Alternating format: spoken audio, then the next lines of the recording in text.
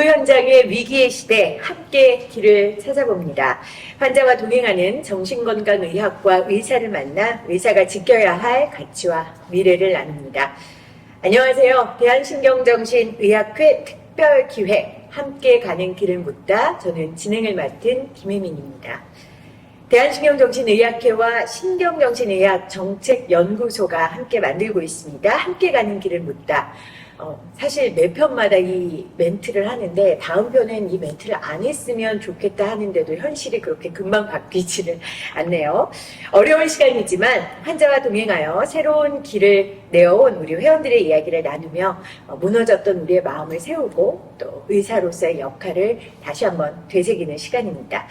오늘의 동행자를 소개합니다. 오늘은 특별히 유튜버 세 분을 모셨습니다. 최근 많은 사람들에게 사랑받는 유튜브가 있는데요. 바로 쿠크닥스입니다. 이 채널의 세 명의 진행자입니다. 양용준, 이선화, 그리고 조성우 선생님 모십니다. 어서 오세요. 안녕하세요. 네. 안녕하세요. 선생님을 많이 모신 적이 제가 처음이어서 자 우리 양 선생님부터 인사 한 말씀 부탁드립니다. 네, 저는 쿠크닥스의 양용준이고요. 지금 하고 있는 건 대한정신건강의사회 네네. 선생님들 모임이 있는데, 정신과 선생님들 거기서 정책이사 맡고 있고요. 그다음에 또 오늘 정신건강의학과라는 그 의원 원장으로 있습니다. 그리고 쿠크닥스의 멤버이기도 하고요. 네, 반갑습니다. 네, 반갑습니다. 자, 우리 이선 선생님. 네, 저는 이선화라고 하고요. 연세삼성 정신과 개원을 하고 있고, 그리고 네, 유튜버입니다. 근데 선생님 있잖아요. 이 밝은 그 기운과 에너지가 제가 또 이제 그 에너지에 좀 안 밀리는 편인데 제가 오늘 조금 밀릴 것 같아요. 아, 진짜요? 제가 또 그거 확 느껴져요. 봄의 여신 같습니다. 와, 괜찮으세요? 네. 너무 긴장해서. 너무 떨려갖고. 아니 뭐 유튜버 하시는 분이 긴장을 하세요? 굉장히 떨립니다. 그래요? 반갑습니다. 네. 자, 조 선생님. 네, 안녕하세요. 저는 유튜브 쿠크닥스 채널 운영하고 있고, 기본적으로는 이제 수유역에서 같은 마음 정신과, 그다음에 네. 심리센터 운영하고 있습니다. 그리고 대한정신건강의학과 의사의 의무이사, 그다음에 대한소아청소년 정신의학회 홍보위로서 이제 유튜브 채널 역시 네. 같이 운영하고 있고, 그런 저런 활동을 하고 있습니다. 와, 조성원 선생님은 같은 마음이고 병원이고 네네. 선생님은 아까 오늘. 오늘이라 하셨고 이선 선생님 병원 얘기 하셔야죠. 제일 중요한 거. 저 했는데요. 연세삼성. 연세삼성 정신건강의학과 의원입니다. 아니 왠지 연세 삼성의 선생님하고 좀 안 어울려요. 네, 일부러 제가 원래 처음에는 네. 이름을 지을 때, 진짜 그쵸? 너무 정확하게 보셨어요. 제가 이름을 뭐로 지을까? 네. 진짜 고민하다가 저는 제 스타일로 주장을 했어요. 고통정신과를 하겠다. 고통정신. 고통정신과. 그건 그랬더니 남편이 뜯어 말리면서 큰일 난다. 아니 무슨 생각으로 고통 정신과? 너무 와닿잖아요. 저기 가면 고통을 내가 해결할 수 있을 것 같다. 그래갖고 그렇게 했는데 남편이 뜯어 말리면서 학교와 지역명을 합쳐라. 그래야지 올 수 있다. 환자들이 그래야지 신뢰가 간다. 네. 그래갖고 어쩔 수 없이 저랑 안 어울리지만 그렇죠. 굉장히 선생님 되게 왜냐면 선생님은 오늘 되게 어울리고 선생님 같은 마음 어울리거든요. 근데 굉장히 근데 뭔가 특이해. 고통이 어울리네요. 그러니까요. 아니 그러면 선생님 딱 맞았는데 오늘 고통 같은 마음이고 딱 와 역시 센스가 지금도 합이 좋으시지. 네. 와 그럼 선생님 왜 병원을 오늘이라고 지으셨어요? 오늘도 멀자 뭐. 오늘 인터뷰 오늘 오랜만에 오늘 배가 좀 약간 산으로 가는 기분이 지금 약간 오늘 돈 벌자. 근데 실은 이제 저희가 정신과적으로는 지금 여기가 중요한. here and now가 중요하니까. 네, 그래서 이제 대부분 힘들어하시는 분들이 과거에 안 좋은 것들로 인해 우울해지시고 앞으로 너무 미래에 대해서 염려하셔서 불안해지시니까 오늘을 잘 살자, 정말 평화롭게 살자, 이런 의미로 오늘 정신과 지었습니다. 그러니까 그런 말 있잖아요. 과거는 히스토리고 네. 미래는 미스테리고 네. 그냥 오늘 우리가 잘 사는 게 되게 네. 중요하다 하셨는데 지금 선생님도 오늘만 사십니까? 저도 그러고 싶습니다. 오늘만 사시는 제가 보니까 세 분 네. 자기 하고 싶은 대로 하고 사시는 많습니다. 네. 정확하시고 네. 네. 이 채널이 왜 잘 되는지 알 것 같아요. 아니 우리 PD님께서 너무 능력자시잖아요. 굉장히 인터뷰를 꾹꾹 찝죠. 아니 진짜 딱 핵심을 딱 짚으시는 것 제가 같아요. 정신과 선생님들 옆에 몇 년 있으니까 반 전문가 같아요. 근데 지금 얼굴만 보면 다 나옵니다. 자, 오늘 설명해 주셨고 선생님은요? 같은 마음. 저는 이제 뭐 당연히 이제 환자 치료하는데 공감이 제일 중요하다고 생각해서 이제 공감이라는 한자어보다 조금 더 쉽게 바꿔보자 해서 같은 마음이라고 했는데 제가 근데 공감을 잘 못하거든요. 그래요? 공감을 잘 못하는 편이라서 약간 이제 초심을 잃지 않으려고 지은 이름이기도 하고 원래 이제 슬로건이라는 게 자기 그 뭐라고 해야 되나 되게 방향성. 어떤 중요한 거. 컴플렉스를 반영하는 게 좀 있거든요. 뭐 예를 들면 뭐 이제 도시 이름 같은 거 보면 이제 교육도시 땡땡 뭐 이렇게 있는 그런 지자체가 있어요. 근데 거기 보면 저기서 교육을 애 못 시킬 것 같아. 약간 이런 느낌의 지자체가 있거든. 잘려야 되는 거 아니야? 네. 교육도시 붙은데 어떡하라고. 그래서 나의 부족함. 저의 부족함을 어쨌든 그런 슬로건으로 조금이나마 좀 채워보려고 그렇게 같은 마음이라고 이름을 해봤죠. 네. 아니 아까 공감 능력이 좀 부족하다 하셨는데 사실 이 방송 보시는 정신과 선생님들 중에 나도 사실 공감 능력 부족한데 내가 어디 가서 이거 말도 못하겠고 정신과 의사인데 이런 분들이 있을 것 같아요. 아마 네. 그래서 그런 분들한테 괜찮다. 그럼요. 나도 네, 하나. 네. 제가 갖고 있는 결점이 공감 능력만 부족한 게 아니라 여러 가지.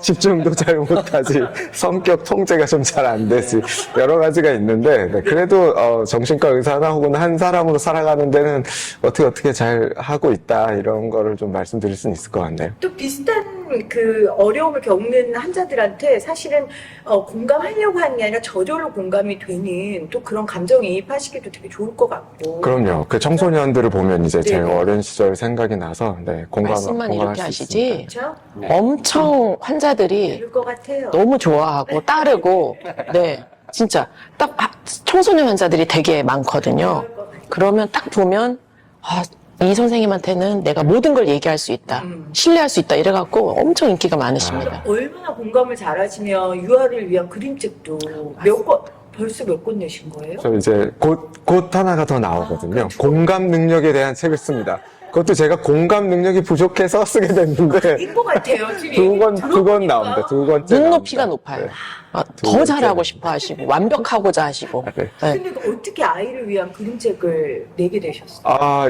이것도 이제 유튜브를 운영하면서 그렇게 된 건데, 이제 유튜브를 하면서, 다른 유튜브 하는 선생님들이랑 많이 친해지게 됐거든요. 네. 그러면서 이제 같이 다른 채널 품앗이로 나가게 되기도 하고, 강의 나가거나 이러기도 하고, 그러면서 출간 제의가 들어오게 된 거예요. 그래서 맨 처음에 나온 책이, 성교육 책입니다. 그래서 이제, 그 책이, 유아 성교육. 유아 성교육 책. 네, 유아동 성교육 그림책. 얼마나, 맞아요. 네. 그 책 이름이 제 기억이 안 나는 거예요. 저 본인 책 아닌가요? 제 책인데, 대필하신 거 아니에요? 제 책인데 제목이 기억이 안 나. 이 증세입니다. 네. 약 먹고 왔는데도. 그러니까 이게 앞에 이제 내 몸인데 그 앞에가 생각이 안 나는 거 있죠? 당황해서 그럴 수도 네. 있어요. 긴장해서. 이제 새로 나올 책도 내 기억 마음, 안 내 마음인데 앞에가 기억이 안 나.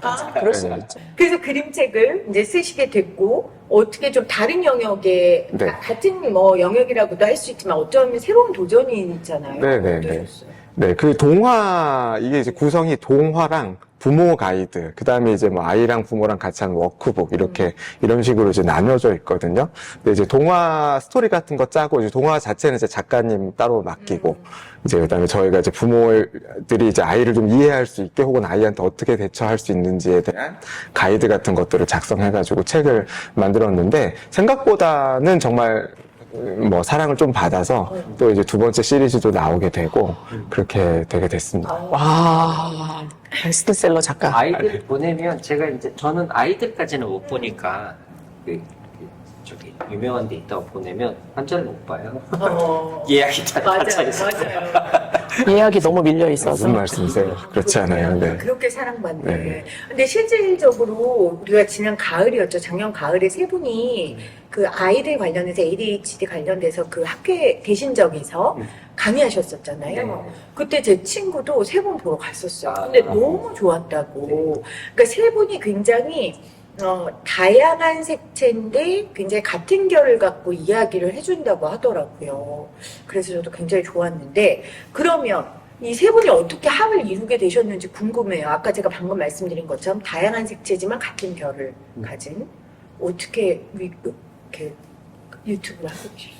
이거 제가 좀 설명을 하고 싶은데 이게 사직 전공의 분들한테 좀 힘이 될 수 있을 것 같아서 사실 이제 저희가 유튜브를 하는 것보다 좀 더 이전 시기를 설명을 좀 드려야 될 것 같아요.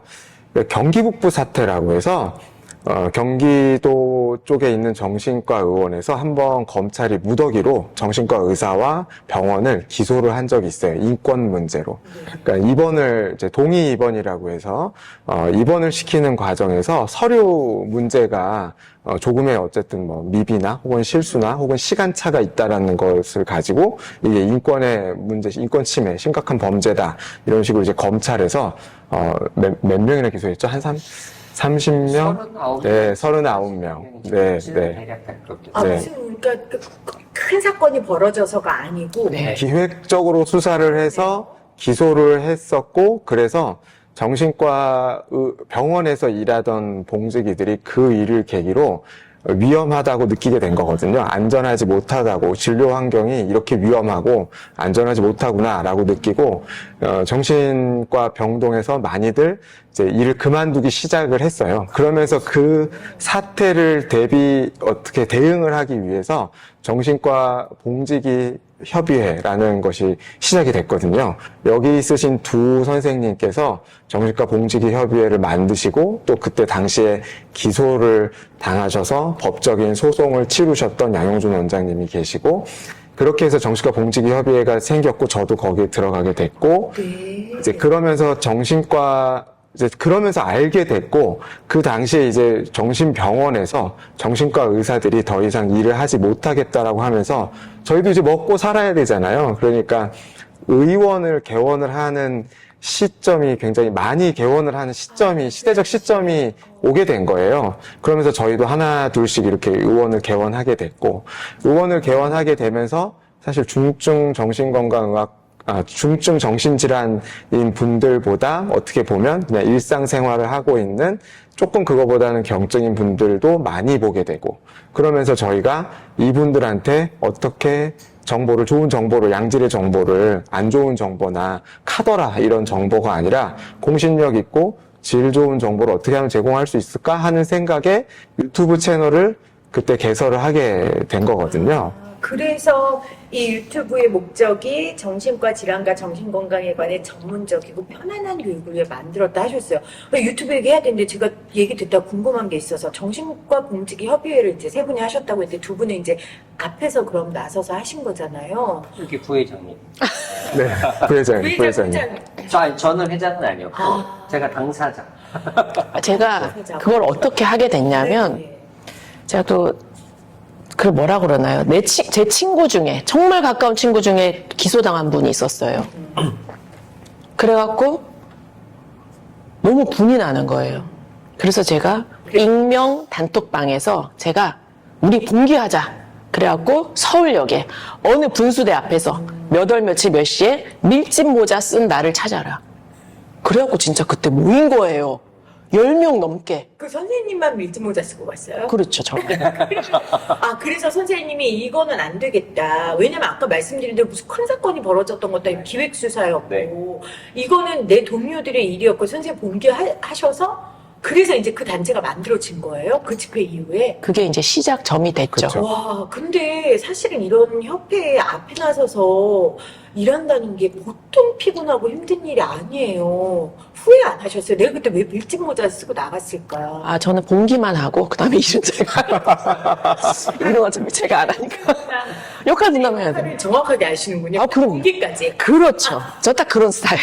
와, 그래도 그때 힘을 합친 그 멤버 중이었고, 거기서 또 보석같이 이렇게 발굴하셔서 만나셔서 했네요. 선생님은 직접 당사자셨다고요? 그러니까 이게 대략 설명을 하면 저희는 열심히 밤에도 낮에도 나가서 또 야간에 응급 환자들이 있으십니다. 정신과에 응급 환자가 있나요? 라는 질문을 하는 분들도 있으신데 실제로 꽤 많죠. 알코올의존이든 혹은 정신적으로 많이 힘들든 이런 상황이 벌어지는데 그러면 저희는 이제 밤에 나가서 당직대 나가서 했는데 이 부분에 대해서 이거는 직접 대면 진료를 하지 않았다. 혹은 서류가 문제가 됐다라고 기획을 하면서 그때 했던 담당 그 공직위 선생님들이 문제가 있다라고 해서 전부 다 한꺼번에 기소를 했죠. 결과는 뭐 결론부터 말씀드리면 저는 대법원까지 갔고, 세상에. 네, 그리고 뭐 무죄 판결 전부 다 받으셨어요. 그런데 그 대법원까지 가기까지 얼마나 피곤하고 그 에너지, 그럼요. 시간, 돈 낭비입니까? 네, 문제가 저는- 나셨다 해도. 뭐 저의 기준을 하자면 저는 경기도에 있었다가 어쨌든 직장이 바뀌어서 경남 김해 지방으로 내려갔는데 재판 때문에 의정부까지 계속 올라왔다 갔다 몇 번 했었죠. 와, 그 선생님들 인생이 좀 꼬였군요, 몇 번. 네. 그게 결과가 어찌 됐던 전혀 그러면 원래는 그냥 대학병원 교수로 이렇게 있고 싶으셨어요? 아니면은 뭐 다른 꿈이 있으셨어요? 지금 유튜버 꿈을 그렇죠. 맞아요. 지금은- 저희가 뭐 유튜버를 하게 될 거라고 생각을 생각도 하지는 못했죠. 않았죠. 근데 네. 그러니까 사회의 제도의 어떤 미비나 혹은 뭐 사회 제도상의 어쨌든 뭐 의사를 굉장히 좀 그러니까 안 좋게 보는 네. 그런 이제 사건들이나 이런 것 때문에 그러니까 정신과 의사 입장에서는 불안이 되게 컸었던 것 같고 그래서 지금도 요즘도 더 그렇지만은 정신병원에서 근무하려고 하는 동기들이 많이 일자리도 많이 없어지기도 했고 병원이 많이 문 닫기도 했고 의사들도 법적인 위험성 때문에 일을 안 하고 싶어하는 쪽으로 점점 가고 있는 상황인 거거든요. 그런 상황에서 저희도 살 길을 찾기 위해서 사실 개원을 결국에 하게 된 거고 그 개원을 하면서 좀 더 다른 환자분들을 만나게 되면서 이런 정보 제공에 대한 필요성 이런 것들을 알게 돼서 이제 유튜브 같은 것들을 하게 된 거라고 볼 수 있죠. 그럼 아까 후배들한테 이 이야기를 해주고 싶다 하는 이유는 제가 추론을 하자면 우리도 본의 아니게 이렇게 인생이 한번 꼬였고 막 김해까지 가시게 됐고 대법원 재판까지 했지만 결과적으로는 이렇게 새로운 길을 갔는데 괜찮더라. 전화위복이 됐다. 네, 만족하더라. 이런 또 아름다운 결론을 좀 말씀해 주고 싶으심이 아닐까 싶은데 어떠세요? 저도 이제 너무 많이 피곤했는데 음. 그때 이제 이선화 스님, 조성호 스님 같은 분들을 또 그 일이 아니었으면 못 만났을 거예요. 못 만났죠. 네, 언급하지 않은 많은 훌륭한 선생님들이 계시는데 그때 같이 일하면서 또 나름 재미도 있었고 또 대단하신 분들이다 이런 것도 많이 겪었었고 그리고 그러면서 이렇게 뭔가 활동을 하게 되는 계기가 되기도 했습니다. 그래서 뭐 전화위복 세상에는 좋은 것만 혹은 나쁜 것만 있는 건 아니겠구나 나중에 알게 되었죠. 네. 막 공기도 해보고. 네. 봉기했는데 이제 사람들이 많이 모이고 그게 열 몇 명으로 시작을 했는데 몇백 명이 됐어요. 그 단톡 방이. 네. 왜냐면 이제 우리가 같이 힘을 합쳐서 모여야 된다라는 그거 하에서 몇백 명이 되고 그러면서 거기서 서로 위로도 하고 정보 교환도 하고 이제 그러다가 저희 이제 막 몇 명이서 굉장히 좀 가까워지고 친해지고 우리 개원할 거잖아. 우리 그럼 개원하면서 이번 기회 유튜브도 한번 해보면 어때? 그래서 그때 정신과 의사들이 유튜브를 별로 안 하던 시절에 저희가 좀 초창기로 1년도부터 하셨어요. 저희가 19년도 19년 19년 말부터. 말래. 19년 말에. 말부터 준비해서 네. 아마 20년에 처음에 나온 건 아마 20년쯤 나왔을 거예요. 네. 그래서 그때쯤만 해도 좀 초반이었거든요. 네네. 그래서 그때 우리가 시작을 했는데 만약에 그런 좀 사건 사고가 아니었으면 유튜브를 할 생각도 못 했겠죠. 전형적인 그 길을 그냥 네, 갔죠. 네. 네. 이게 이 세 분의 말씀과 걸어온 길이 많은 후배들한테 좀 위로가 될 것 같아요. 그러니까 사실은 이번에 의료 사태를 보면서 이제 제가 가장 비의료인으로서 그러나 저도 직업을 가진 직업인으로서 가장 화가 났던 건 열심히 애쓰고 일하고 노력하고 헌신한 사람들의 수고와 헌신을 너무 값싸게, 너무 천박하게 그들의 논리로 해석하는 게 저는 너무 화가 났거든요. 그러니까 그 안에 뭐 여러 가지 것들은 전문적이니까 제가 모르지만 그래서 아마 그때 선생님들이 겪었던 그 분노가 아마 분노와 좌절이 그런 것과 비슷하지 않았을까. 근데 후배들에게 여러분들 진짜 지금 힘들고 어려우시지만 전화위복이라고 하셨고 또 이렇게 좋은 동료를 만나서 유튜버로 거듭나셨으니까 여러분들도 힘내시기를 바랍니다. 그냥 유튜버 아니고 10만 구독자 유튜버. 그러니까요. 조금 있으면 이제 실버 버튼이 저 미국에서 이제 실버 버튼 날아올 거 지금 기다리고 있습니다. 아니 근데 처음 시작할 때 이렇게 잘 될 거라고 생각하셨어요? 아, 저희는 이제 입버릇처럼 100만 가자, 100만 가자. 처음에 입버릇처럼 그렇게 합니다. 시작을 했는데 네. 너무 지지부진한 거예요. 그래서 저희가 지금 6년 됐잖아요. 돌아가면서 한 명씩 돌아가면서 나는 그만하고 싶다. 아 그랬어. 너희 둘이 해라. 그러니까 이걸 누가 보냐. 막 네, 여기 막 선생님은 그런 말 안 하신 것 같다. 저는 근데 원래 재미없는 프랑스 영화 찍듯이 맞아.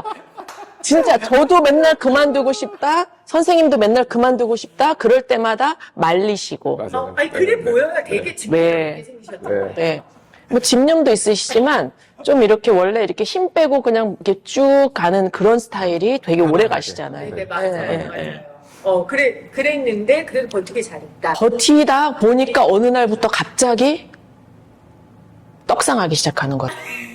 그러니까 이게 그렇더라고요. 그러니까요. 네, 버틴. 그래서 요즘은 정말 나날이 올라가는 구독자를 보면서 배가 굉장히 밥 안 먹어도 배가 부르고.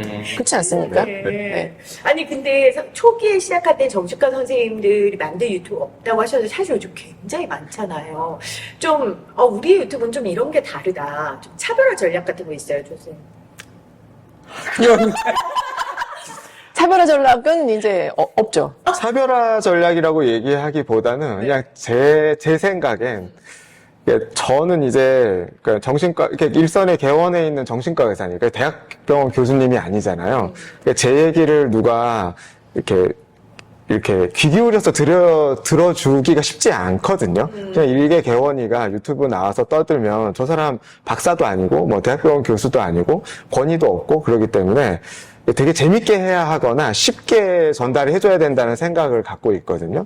그리고 어떻게 보면 제가 무슨 뭐 연구하는 사람도 아니고 뭔가 새로운 지식을 만들어내는 사람은 아니다 보니까 기존에 있는 어떤 사실이나 지식을 가지고 얼마나 쉽게 보는 사람한테 잘 전달할 수 있을 것인가가 제일 중요한 포인트가 되는 것 같아요. 네. 쉽고, 그러니까 저도 보면서 굉장히 쉽고 현실에서 그냥 겪을 수 있는 문제들. 그래서 뭐 자녀 교육 관련된 것도 좀 많고. 저는 이게 참 재밌었어요. 불륜당해도 이혼 안 하는 사람들의 심리. 제가 했나요? 예전에 선생님이랑 이성구 그래요? 선생님이랑 같이 아, 했을 거예요. 재밌었고요. 아. 다른 사람이 나를 좋아하게 만드는 과학적인 방법. 그런데 네. 그 다음에 정신과 의사가 말리는 결혼. 아. 부부잖아요. 양보보다 걸린 아이, 부모가 할 일. 선생님인가요? 그죠? 저예요? 선생님이었어? 제가 했어요. 기억을 못 하시는구나?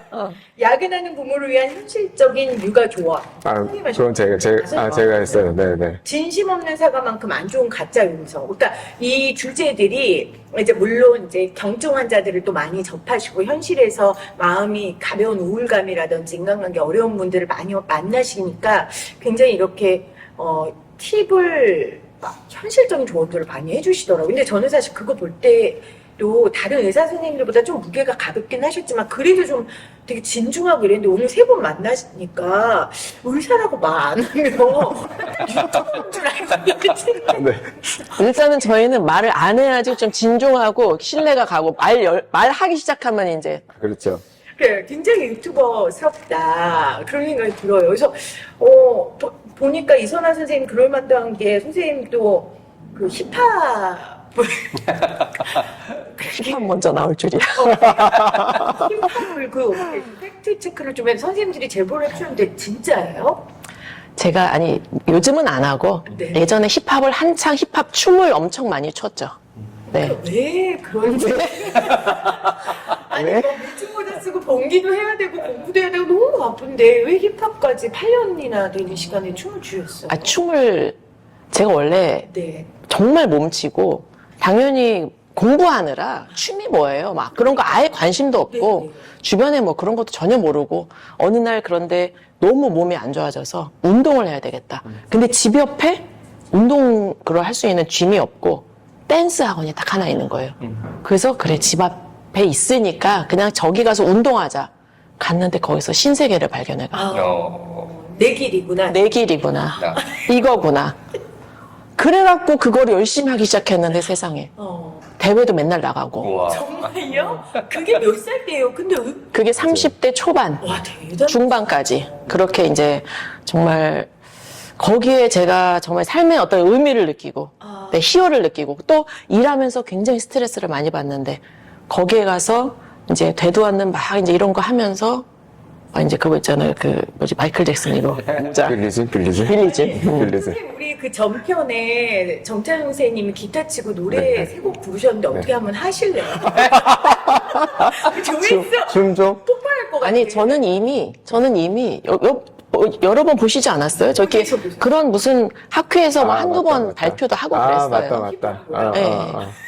그 박재범의 뭐 네, 했더라? 네. 박재범의 뭐 All I Wanna Do 뭐 이런 거. 네. 하시네요. 네. 그래서 그러면 각자 이 유튜브 내에서 이렇게 역할이 있을 것 같아요. 그러니까 우리 아이돌도 저는 뭐 얼굴 담당, 저는 귀여움 담당 뭐 이런 거 있잖아요.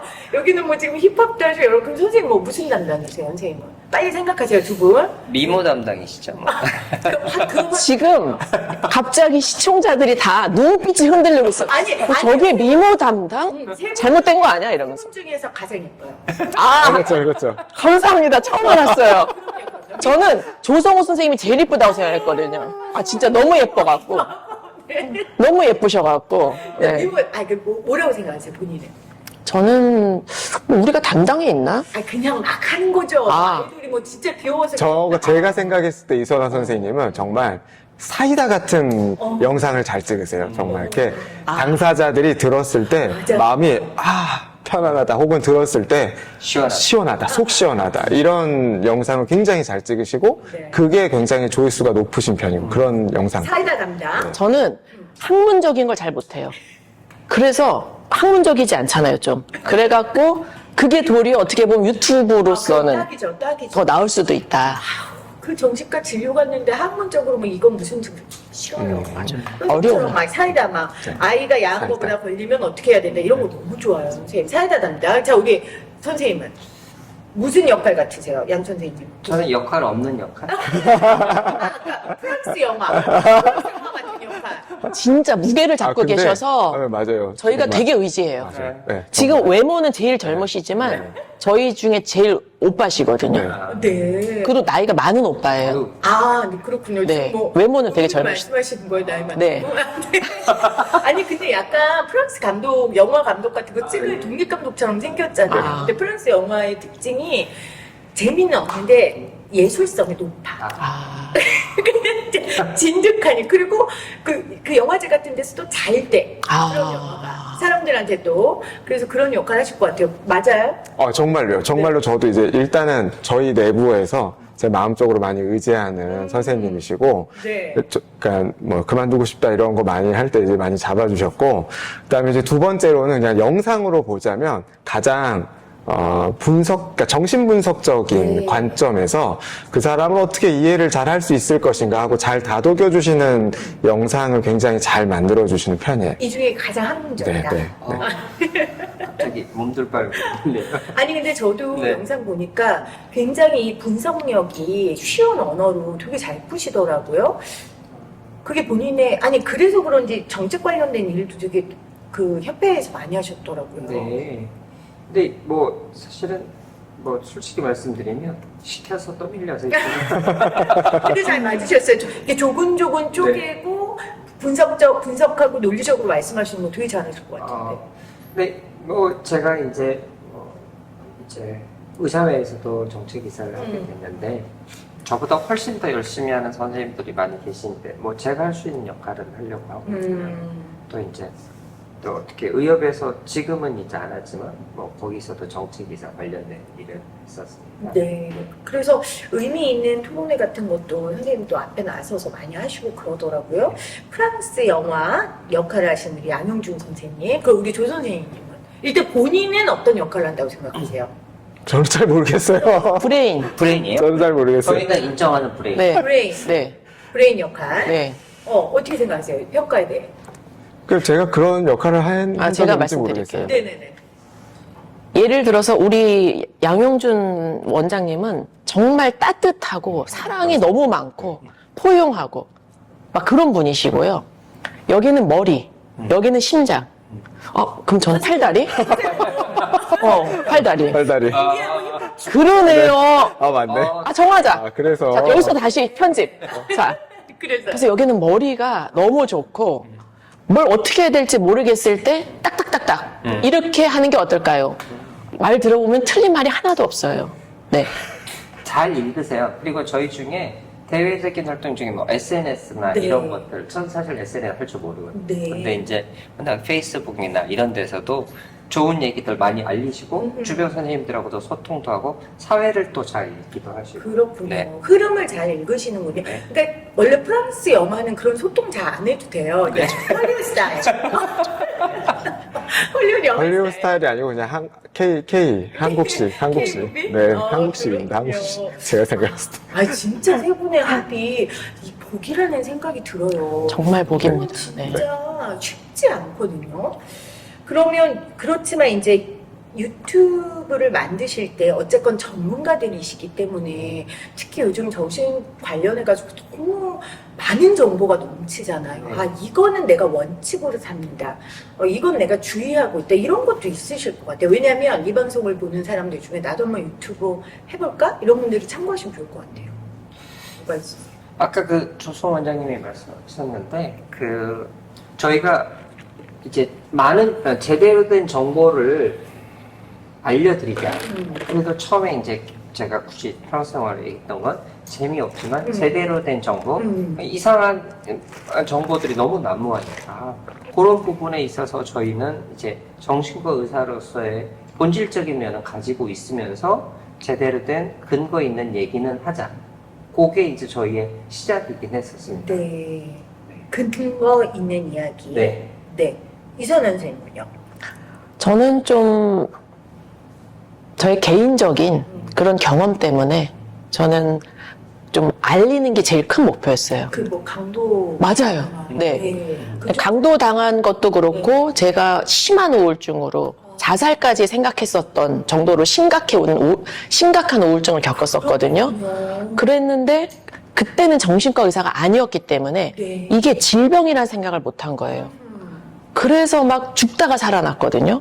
정신과 의사가 돼서 보니까 이게 완전히 질병인 거예요. 내가 아팠던 거였구나. 네. 아. 그걸 깨닫고 제가 나는 전도사가 돼야 되겠다. 아. 여러분들이 지금 죽고 싶은가요? 저도 이러이러했었는데 이렇게 좋아졌어요. 여러분들 그 생각 싹 사라질 수 있어요. 라고 저는 그래서 이 알리는 거가 목적이에요. 그래서 유튜브에서도 제가 잘 찾아보시면 제가 뭐 자살 생각까지 했던 거, 뭐 우울증이었는데 약 먹고 나온 거 이런 거 엄청 많이 얘기를 해놨거든요. 근데 이제 지금은 워낙 그런 분들이 많아서 정책관 선생님들이 그런 얘기하면 저는 더 마음에 막 신뢰가 가고 내 마음을 더 이해해줄 것 같고 그럴 것 같은데 예전에는 정책관 선생님들이 내가 우울증이 있었다, 자살 시도도 했었다 이런 게 되게 밝히기가 꺼려지지 않으셨어요? 저는 그런 생각이 좀 안 들더라고요. 그러니까 그렇게 생각이 없다니까요. 그러면 우울증 걸리기가 쉽지 않은데 어떻게 그렇게 그래서 그러실까요? 그러니까 조성호 선생님 없으면 전 브레인이 없어갖고 하는 거예요. 그냥 발과 다리로 행동을. 근데 선생님의 이런 에너지와 이런 밝음이 그냥 나온 게 아니었군요. 정말 대단하세요, 선생님. 많은 역할들을 정말 하실 것 같아요. 본인의 경험이다. 그래서 그것만 열심히 풀어도 저는 그래서 저 때문에 그게 몇십만 뷰를 찍었었어요. 그 당시에. 벌써 5년 전, 6년 전인데. 그걸 보면서 저는 그래. 이 내 영상을 보고 한 명이라도 더 자살 시도를 막게 되면 내 인생이 얼마나 의미가 있는 건가. 내 이 유튜브를 한 게 얼마나 의미가 있는 건가. 저는 그거 하나로 진짜 계속 알렸어요. 사람을 살리는 네. 유튜브. 네. 멋지시네요. 전도사 역할 계속하고 그렇네요. 거의 뭐 열심히 하겠습니다. 부흥의 수준인데요. 선생님. 근데 앞에 선생님들이 다 얘기하신 건데, 저도 뭐, 무조건 근거가 있는, 그래서 웬만하면 뭐 논문이나 교과서에 있는 얘기를 중심으로 하고, 근데 저는 이제 ADHD가 제가 갖고 있었던 거라고 생각하기 때문에, 선생님. 이제 ADHD에 대한 것을 이제 당연히 이제 근데 제가 청소년일 때는 그걸 몰랐었던 네. 거고요. 청소년 성인기까지는 잘 모르다가 소아정신과를 하면서 내가 ADHD구나. 그래서 연구 참여하고 이러면서 진짜로 이제 그런 것들이 나왔고요.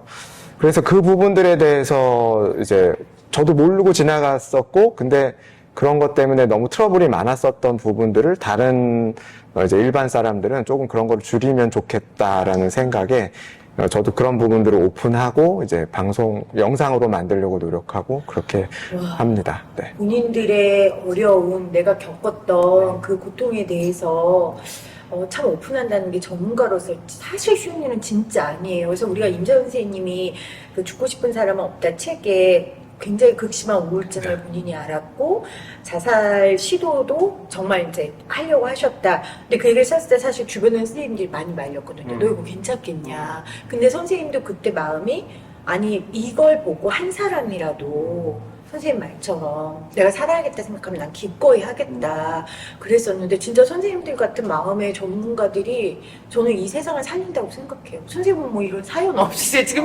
이쯤에서 사연 하나 털어놓고 줘야 될 것 같아요. 뭐 ADHD 다들 관심이 있고 네. 사실 저희끼리 다 ADHD라고 얘기하는데 조카를 치료하고 있는데 조카가 삼촌도 ADHD 같아요? 라고 그러면서 이제 저도 저를 더 보게 됐죠. 그래서 아 이게 집에서 이래서 소리를 듣고 있구나. 뭐 네. 아니 근데 이 방송 들으면서 또 저희 그냥 시민들도 많이 보시거든요. 요즘 아이들 뭐 소아 치료하신가 더 알지만 ADHD 때문에 부모님들 많이 고민하시는데 여러분 이 세 분을 보십시오. 얼마나 잘 자라서 힙합도 하고 진료도 하고 지금 유튜브도 찍고 너무 세 분이 길을 만들어 주십니다. 아니 그러면 아까 선생님 얘기 들으면서 생각난 건데 세 분은 왜 정신과 의사가 됐는지가 또 궁금해요, 방송님. 저는 제가 심리학과를 졸업했습니다. 네. 그래서 이제 고등학교 때부터 뭐 아마 사춘기 때 심리학과를 가고 싶고 제가 잘하는 게 그냥 남의 얘기를 잘 듣는다고 생각은 했었습니다. 그래서 그런 쪽에서 일을 하고 싶었고 심리학과를 가고 싶어서 갔는데 졸업할 때쯤 되니까 이게 좀 부족하더라고요. 우리나라의 현실에서는. 또 지나고 보니까 진단이나 치료에서 주된 역할을 하는 거는 정신과 의사겠구나 라고 생각은 좀 많이 했고요. 네. 그래서 뭐 그런 부분에서 있어서 이제 필요한 것 같아서 정신과 의사를 택했죠. 그럼 의대 공부를 늦게 시작하신 거예요? 네. 선생님 학부를 나오시고. 네. 와, 근데 그때 그거 결단해서 하시기가 쉽진 않았을 것 같은데. 네, 뭐 이철환 선생님 말씀처럼 아무 생각 없었어요. 우리는 계셔야 돼. 원래 앞에서 봉기하고 맨 앞에 서는 사람들이 하다가 이렇게 가는 분들이 많거든요. 그냥 하고 싶었고 필요해서 공부하셨다. 근데 천직이세요. 저는 뭐 보니까 정신과 의사들이 직업 만족도가 많이 높은 것 같아요. 그럴 것 같아요. 네, 저는 좋아하고 네. 잘했다고 생각합니다. 네. 선생님은 아까 좀 이야기하셨지만 저는, 그러니까 제가 사람들한테 반농담으로 하는 얘기가 있어요. 어릴 때부터 아주 편안하고 행복한 가정 생활을 한 사람, 그런 양육을 안정적으로 받은 사람들은 보통 심리나 정신에 관심이 잘 없다. 반농담, 농담 반, 진담 반입니다. 그러니까 본인의 문제가 있는 분들이 이제 자기를 좀 해결하려고 많이 하시더라고요. 그래서 저는 딱 그 케이스. 너무나 이제 여러 가지 어린 시절에 네. 어떤 그런 트라우마나 이런 게 많아갖고 스스로를 돌아보고 막 심리를 분석해 보려고 하고 이제 혼자 고군분투를 하다가 그래, 정신과에 가면 좀 어떻게 이런 걸 좀 이해할 수 있을까 해서 정신과에 갔는데 정말 많이 이해하게 됐고 결론적으로 정말 많이 이해하게 됐고 이제 자가 치료도 도움이 됐고 그 다음에 또 너무 훌륭한 정신과 선생님들을 많이 만나면서 그분들께 제가 또 이렇게 상담 받으면서 정말 치유도 많이 됐고, 네, 정말 그래서 저는 저를 살려준 너무나 좋은 그런, 네, 경우라고 생각합니다. 학문이 나를 구원했네요. 완전 그 학문이 나를 구원했습니다. 세상에. 네. 선생님 다시 보여요. 막 그 후광이 막. 아니 되게 그냥 부잣집에 하고 싶은 거 다 하고 엄마 나 이번엔 피아노? 이번엔 힙합? 아니 이랬을 것 같은데. 아니 진짜 고생 많이 하셨군요. 피아노도 하시긴 했죠. 피아노. 저 피아노 하시긴 엄청 했죠. 했죠. 피아노 제가 하시긴 피아노 했지. 유일하게 제가 사교육받은 게 네, 피아노. 유일하게 사교육받았는데 제가 너무 피아노를 좋아해갖고. 그래서 예원예중도 제가 시험을 봤다가 이제 똑 떨어졌는데 처음으로 제가 그때는 이제 전화로 했거든요. 전화해서 자 수험번호 4자리 눌러주세요. 아, 싹 뭐지? 불합격입니다. 6학년 때 그게 첫 불합격. 네, 너무 슬펐어요. 와. 근데 선생님이 이런 경험담들이 뭐 아까 그 세월호 아이들하고도 또 오래 계셨다고 하는데 요즘 아이들한테 또 지금 대치동에서 개업하시면서 많은 아이를 만나시잖아요. 되게 위로와 격려가 될 것 같다 생각이 듭니다. 우리 선생님은요? 근데 선생님은 좀 딱 봐도 정신과 선생님처럼 생겼거든요. 그렇죠. 네. 그런데, 그러니까 저희 교수님들한테 뽑아달라고 할 때는 네. 저 뽑아주십시오 이럴 때는 진짜 제가 학교 다닐 때부터 정신과를 너무 하고 싶었고 막 이렇게 얘기를 했지만 사실 아니었어요. 사실 진짜 아니었어요. 이렇게 교수님 보고 계시지 않아요? 백종호 교수님 보고 계신 거 아는데 제가 이제 이미 여튼 되셨잖아요. 네, 됐으니까 이제 상관없어. 원래는 신경외과 의사가 하고 싶었어요. 근데 신경외과 의사 하고 싶었던 건 이제 제 개인적인 저희 아버지가 이제 뇌종양이 있으셔서 투병생활 되게 오래 하셨거든요. 신경외과를 의사를 되게 하고 싶었는데 네. 신경외과 의사 인턴 한 달 돌고는 야 이거 내가 못할 일이다. 깨끗하게 포기하셨다고. 한 달 만에 굉장히 한 달 만에 빨리 포기했어요. 한 달 만에 포기하고 그 다음 턴이 정신과였거든요. 그 다음 턴이 정신과였는데 정신과 선생님들이 너무 좋으신 거예요. 그러니까 정신과란 학문 자체가 되게 재밌거나 막 하고 싶다라는 느낌보다 선생님들이 너무 좋으니까 아 저기서 하면은 나도 저렇게 즐겁게 혹은 따뜻한 분위기에서 수련을 받을 수 있을까라는 생각에 사실 정신과를 하고 싶게 돼서 정신과를 하게 된 그런 경우이고요. 저도 이제 근데 정신과 의사를 그 전까지는 해야 되겠다는 생각이 없었기 때문에 내가 그 공감 능력도 좀 부족한 것 같고 내가 그런 거에 대한 이해도도 많이 부족하고 잘 모르고 하는데 할 수 있을까 했는데 이제 오랜 시간 동안 트레이닝을 받고 교수님들한테 지도를 받고 동료 의사나 다른 선생님들에게 피드백을 받고 또 환자분들한테 많이 배우고 이러면서 조금씩은 개선이 되고 있는 것 같다 이렇게 생각이 되네요. 네. 그럼 정신과 의사로서 가장 보람이 있을 때는 언제세요? 정신과 의사로서 가장 보람 있는 거는 저한테 오래 다녔던 분들이 이제 점점점 이제 근데 뭐 약물 치료 같은 것들 이제 중단하게 되고 약도 끊게 되고 그냥 정말 놀러 온다는 생각으로 병원에 오실 때 그냥 한 2달에 한 번 이렇게 가끔씩 오셔서 관리하고 네, 그냥 남자친구랑 이랬네 저랬네 결혼 준비하는데 이렇네 저렇네 하는 그럴 때 그러면서 그냥 재밌게 얘기하고 가실 때 그럴 때가 가장 하길 잘했구나 이런 생각이 많이 듭니다. 환자가 일상을 네. 회복해서 네네. 살 때 선생님은요? 정신과 의사 이럴 때 보람이 있다.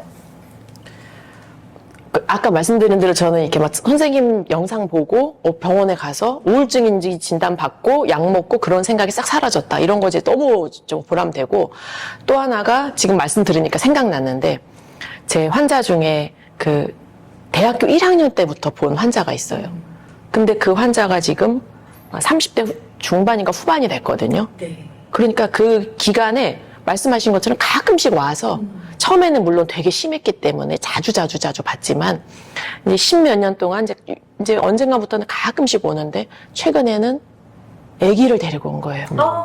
대학교 1학년이었던 친구가 왠지 딸내미 같은 것 같아요. 아들내미가. 손주 그러니까. 손주 느낌이 이런 거구나. 그래갖고 이 아기를 한번 좀 선생님 안아봐 주세요. 아니, 한번 안아보실래요? 했는데 제가 받으면서 이렇게 안으면서 막 울었어요. 그런 것 같아요. 세상에 대학교 1학년이 그때 막 그걸로 힘들어서 했던 친구가 막 좌충우돌 하더니 이렇게 아기까지 낳아갖고 와 이게 바로 손주 보는 마음이 이렇겠구나. 그게 갑자기 기억이 나네요. 그러니까 정치과 선생님들은 한 사람의 인생이 가장 어두울 때 만나잖아요. 그러니까 그 사람의 인생의 여정을 함께 해주는 정말 동반자니까 거기서 누리는 그 축복이 엄청날 것 같아요. 엄청나요. 맞아요. 선생님은 왜 보람 있으세요? 이게 뭐 저희의 본질이 이제 뭐 의사니까요. 당연히 환자 좋아질 때가 제일 큰 보람이긴 합니다. 네. 근데 이제 살다 보면 또 이게 환자로 오시지 않아도 주변에서 이제 일상 자리에서 계속 얘기를 하세요. 그냥 상담식으로. 그렇죠. 근데 이제 저희가 할 수 있는 정도로 얘기를 하고, 그러니까 예를 들면 내과 의사는 혈액 검사를 해서 검사 결과가 나와야 되는데 그게 아니더라도 할 수 있는 거. 이런 음. 부분이 장점이자 부담이기도 한다고 생각합니다. 그렇네요. 네. 정신과 선생님들은 네. 굳이 뭐 기계를 돌려보지 않아도 네. 꿰뚫어 볼 수 있는 어. 안목과 눈과 마음이 있으시니까.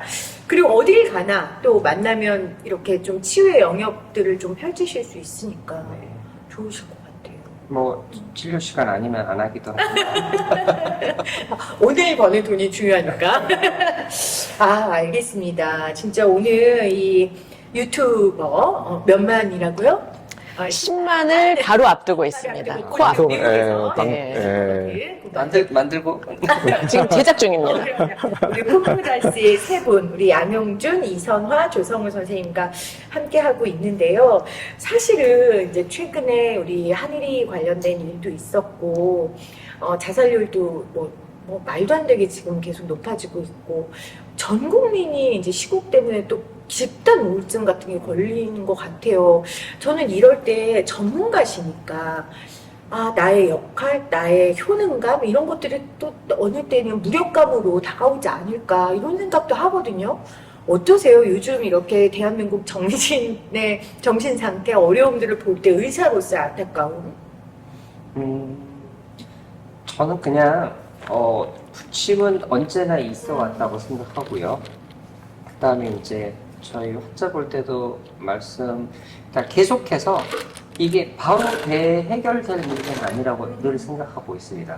그리고 당연히 어려워질 수도 있고, 아까 정신과 의사 보람도 있지만 어려움은 환자가 안 좋아지고 좀 심각해질 때, 심지어는 또 환자분을 잃어버리시게 된 경우들도 많거든요. 저도 마찬가지고. 그럴 때 너무 힘들지만 이 과정이 지나가야 되고 그 과정을 저는 묵묵히 견디고 지키고 있어주는 게 정신과 의사의 역할이라고 생각합니다.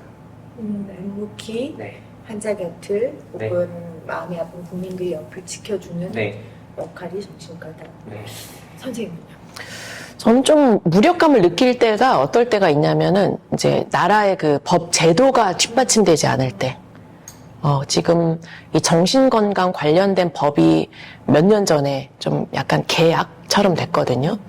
이제 그러면서 많은 여러 가지 부작용 같은 현상들이 나오고 있는데 이미 전문가들이 그거를 몇 년 전부터 이미 그 초반부터 아주 상당히 강조해서 네. 그렇게 하면 안 된다. 이렇게 해야 된다. 많이 주장을 했는데 그런 게 잘 받아들여지지 않았고 그 결과 지금 요즘 굉장히 슬픈 그런 일들이 자꾸 벌어지고 있다라는 게 지금 중론이거든요. 네. 너무 안타깝고 좀 일개 개인으로서 좀 그렇게 법 제도나 이런 거 앞에서 좀 무력하게 느끼고 네. 있는 것 같아요. 저희 나와주셨던 서영수 선생님이 후배들한테 그런 얘기를 하고 싶으시다고 하셨어요. 무슨 얘기냐면 이번에 이제 의료 사태를 계기로 후배들이 알았으면 좋겠다. 법과 제도가 얼마나 나에게 영향을 끼치는지, 그리고 이게 내 일을 얼마나 흔들 수 있는지를 좀 알고, 그래서 진료실 밖에 나가서 목소리도 내고, 우리도 사회 구성원 중에 한 명이라는 그런 생각을 했으면 좋겠다. 그 말씀을 하셨거든요. 근데 세 분은 굉장히 일찍 그거를 이제 아까 경기북부 사태 얘기하셨지만 체감하신 거잖아요. 그러다 보니 이런 부분의 안타까움이 더하신 것 같아요. 참 답답합니다. 선생님 어떠세요?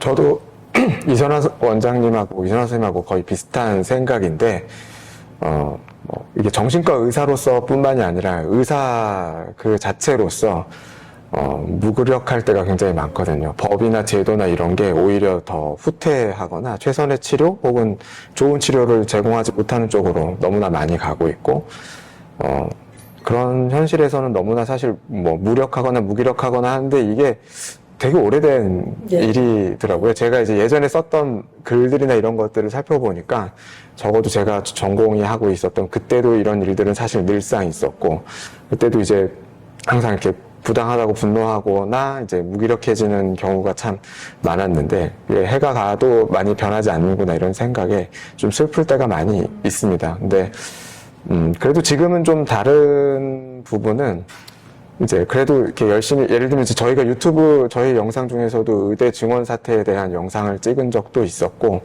이제 저나 양현준 원장님도 이제 그런 일들을 이제 지금 의사회 일을 통해서 어쨌든 제도권에 무언가 목소리를 낼 수 있는 것들을 계속 하려고 하고 있거든요. 그래서 좀 뭐 계속 열심히 노력해야 되는 상황이 아닌가 이런 생각이 듭니다. 네. 또 목소리를 낼 수 있는 이런 스피커들도 선배들 중에 이렇게 많이 생겼고, 또 유튜브라는 새로운 매체도 생겼고, 뭐 기고를 할 수도 있고, 목소리를 내야 돼요. 그러니까 우리가 밀짚 모자를 쓰고 다 나갈 수는 없지만 목소리를 내야 됩니다. 그래서 지치지 마시고, 제가 아까 오프닝에서도 대체 이 오프닝을 언제까지 해야 되냐 말씀을 드렸거든요. 이거 시작 때부터 하고 있어요. 어려운 시기가 좀 없었으면 좋겠는데 선생님들이 어려운 시기 계속 있었다. 그러나 또 그 가운데 꽃은 폈으니까. 알겠습니다. 오늘 3월 꽃피는 3월의 세 분을 모셨습니다. 마지막으로 유튜버로서의 각오도 괜찮고 정신과 선생으로서 각오도 괜찮고 아니면 개인으로서의 꿈? 뭐 이런 이야기 해주셔도 좋을 것 같아요. 우리 양 선생님부터요. 보니까 예전에는 제가 정신과 의사가 되기 위해서 꽤 많이 노력을 했었고 그게 이제 제가 꿈이다 뭐 이렇게 생각을 했었는데 그냥 개인적으로는 보니까 누가 언젠가 제가 아는 분이 꿈이 뭐냐 그래서 정신과 의사 얘기를 했더니 아주 오래전에 그거 말고 그건 직업이고 넌 어떻게 살 거냐라고 얘기를 했어 가지고요. 요즘은 어떻게 좀 더 개인적으로는 생각은 하고 있고 계속 저도 이제 달라져 가고 있는 거고 여러 활동을 했던 것도 마찬가지라고 생각합니다. 네, 그게 이제 개인적인 거고 유튜버로서는 뭐 100만 가야죠. 와, 좋습니다. 그러니까 개인의 정체성을 또 찾아가는 네. 시간이고 네. 유튜버로서 100만 유튜버. 네. 100만 되면 우리 한 번 더 찍죠. 오, 네, 네, 좋습니다. 네. 금방 찍죠. 네. 금방. 네. 그러니까 금방 달성하시길 네. 바랍니다. 우리 이선아 선생님. 저는 이제 이 학과 선생님들도 물론이거니와 심지어 정신과 선생님들인데도 본인의 이 정신과 질병, 뭐 우울증, 불안증, 불면증, 뭐 공황장애, 강박증, ADHD, 틱 이런 거는 정신과 의사라고 안 걸리는 게 아니거든요. 그런데 심지어 정신과 의사인데도 내가 좀 정신력이 약해 보이는 거 아닌가? 내가 의지력이 너무 약한 거 아닌가? 내가 성격이 너무 모난 거 아닌가? 내가 어떻게 내가 약을 먹어? 이러면서 심지어 정신과 의사인데도 그렇게 하는 분들이 간혹 계시더라고요. 그래서 제가 너무 안타깝고. 탁과 의사 선생님들 중에서는 굉장히 많고요. 그래서, 정신과 선생님들도 물론이고 정말 많은 그 의사 선생님들이 절대 조금이라도 힘들면 가서 전문가 정말 진료받고 그 중이 제 머리 못 깎는다 스님이 제 머리 못 깎는다고 네. 정신과 의사가 스스로 치료 못 할 수도 있거든요. 그럼요. 객관적으로 못 볼 수도 있고 네. 그래서 꼭 그렇게 진료를 보시고 네. 치료를 꼭 받으셨으면 좋겠어요. 그 너무 중요한 말씀 해주셨어요. 사실 정신과 선생님들이 적극적으로 마음이 아플 때 치료받고 또 건강해지셔야 그 사람과 치료를 흘려보내실 거 아니에요. 네, 이 방송을 보시는 분들 중에 마음이 아프신 우리 선생님들 계시면 꼭 이 세분병원 안 찾아가셔도 되시니까 네, 세분병원 가면 임명 가능. 임명할 필요 없잖아요, 그렇죠? 그죠? 네. 네. 그렇죠? 그래요. 저부터도 편견을 좀 깨겠습니다. 알겠습니다, 선생님. 그러니까 저는 뭐 이 방송을 주로 이제 사직 전공이나 네. 혹은 뭐 이제 다른 의사 선생님들이 본다고 생각하는 가정하에 말씀을 좀 드리고 싶은 게 저희 초창기 영상을 보면 진짜 약간 못 봐주겠더라고요. 어떻게 저렇게 어색하고 딱딱하게 했지? 그러니까 처음에 유튜브 할 때 저희가 뭐 유튜브가 뭔지 알고 하거나 이렇게 해야 된다 저렇게 해야 된다 알고 한 게 아니잖아요. 그냥 시작을 하게 됐고 그게 이렇게 길게 오랫동안 했더니 조금씩 뭔가 나아지더라 하는 이런 경험들을 하게 된 건데 아마 사직전공의 선생님들도 지금 이렇게 그냥 있는 이 상황이 언제까지 지속될지 모르는 이 시간이 기약이 없고 되게 답답하고 그러실 것 같아요. 근데 저는 무언가를 새로운 무언가를 시도해 보셨으면 좋겠다는 생각을 하게 됐고, 그러다 보면 조금씩 뭔가 나아지거나 새로운 자신의 재능이나 이런 거를 발견하게 될 수도 있다고 생각하거든요. 처음부터 잘해서 한 게 아니니까요. 저희도 아마 무언가를 하게 되면 더 나아지는 자신을 발견할 수 있지 않을까? 지금 사태가 너무 길게 가고 내가 할 수 있는 게 없으니까 무기력해지기 쉬운데 저는 무언가를 행동하시기를 이렇게 해보시기를 바라는 게 제 조언이나 뭐 이런 것들을 할 수 있겠습니다. 네. 그 정신과 선생님들이 가장 창의적으로 누군가를 위한 접점을 많이 만드실 수 있는 그 의사 분야 중에 하나인 것 같아요. 그래서 창의적으로 우리 마지막으로 이선 선생님이 부동산 유튜버 너무 제가 들은 얘기 중에 아니, 가장 창의적이었어요. 아니, 너무 훅 들어오셔가지고. 이 얘기는 꼭 하고 마무리해야겠다. 아, 저는 이렇게 끝나는 줄 알았는데. 왜냐면 우리 선생님들이 사실은 가장 귀를 그럼요. 쫓는데서 네. 왜 부동산 유튜브를 시작하게 되셨어요, 선생님? 아니, 저는 이렇게 부동산의 비읍도 모르는 사람이었거든요. 전세 월세 계약서 써본 적이 없어요. 30 후반까지. 네. 30 중반까지. 뭐 아무튼. 그랬는데, 어느 날, 정말 개안을 해서. 자본주의의 개안을 해서. 네. 근데 아시다시피 미루어 짐작할 수 있다시피 이 정신과 선생님들은 보통은 10중 8구 어떤 이재나 자본주의나 돈이나 이런 거에 조금 초연하세요. 사람의 마음에 관심이 있으니까 그렇죠. 시간이 없어요. 그렇죠. 그거 관심가? 이 정신적인 거, 형이상학적인 거에 네. 관심이 많지 돈, 뭐 자본주의 이런 거에 상대적으로 부동산 이런 거에 대해서 굉장히 좀 관심이 좀 상대적으로 적고 맞아요. 그럴 여력도 없으시고 네. 저도 그 중에 하나였거든요. 네. 근데 어느 날 뭐 여차저차해서 그건 너무 길어서 네. 1시간 걸리니까 여차저차해서 제가 완전히 개안을 하고 네. 그리고 나서 보니까 와 이걸 나만 알고 있으면 안 되겠다. 저 또 오지랖 밀짚 모자 들고 모이세요 이것처럼 우리 동지들에게 동지들에게 이거를 알려야 된다. 네. 3355 제가 우리 예를 들어 우리 선생님들 한 5명 6명이서 제가 내가 공부한 거 오늘 스터디 해줄게. 그래갖고 줌 스터디를 시작한 거예요. 부동산 관련? 네. 그래서 제가 배운 거, 공부한 거 하기 시작하고. 그렇게 대여섯 명에서 시작한 게 지금 한 600명. 정말요? 네, 600명 방이 됐어요. 그 600명이 다 정신과 선생님들이에요? 아니, 모든 과, 탁과. 다른 와, 의사 선생님들. 네. 와. 모든 의사 선생님들의 600명 정도 되는 그 방으로 이루어져서 지금 이제 굉장히 규모가 커졌는데 그게 이제 몇 년 사이에 벌써. 선생님, 사람을 봉기시키는데 뭔가 중심이 돼서. 저는 그러니까 뭐 처음에는 막 공개해서 이런 건 전혀 아니었어요. 그 당시에도 우리끼리 한번 이 재미난 공부를, 이 원리 원칙을.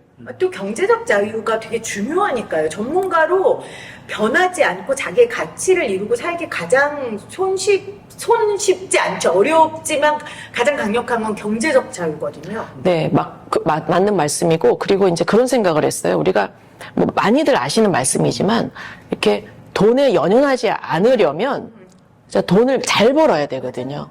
네. 근데 돈을 잘 버는 게, 뭐, 의사로서 환자 막 많이 보고 막 이렇게 하고, 이렇게 해서 잘 벌지 어차피 못해요. 네.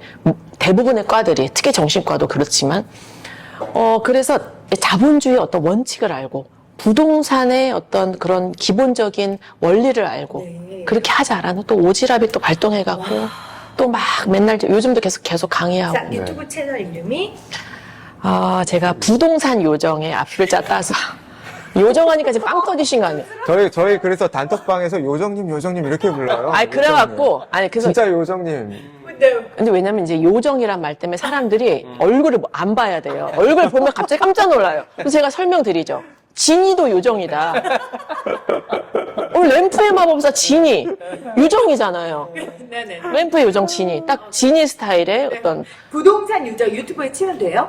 아니요 부요 너무 요정 너무 부끄러우니까 부유 부요 아카데미. 부유 아카데미. 저는 그래서 실제로 아카데미를 이제 온라인 아카데미 식으로 그렇군요. 네 부요 아카데미. 네, 자 여러분들 부유 아카데미 구독과 좋아요 꼭꼭 눌러주시고요. 중요한 거는 부동산 아카데미 부유 아니 뭐라 그랬죠? 부유 아카데미 이거 말고 중요한 건 쿠크닥스니까 우리 세 분이 뭐 이런 거 없어요? 뭐 쿠크닥스 이렇게 외치는 거 없어요? 좋아요 뭐 꾹꾹 눌러주세요 뭐 이런 거 없어요? 잘 하시잖아요. 마무리 멘트. 맨날 제가 하는 거? 네. 아니. 아니 각자 있는 거 아니에요?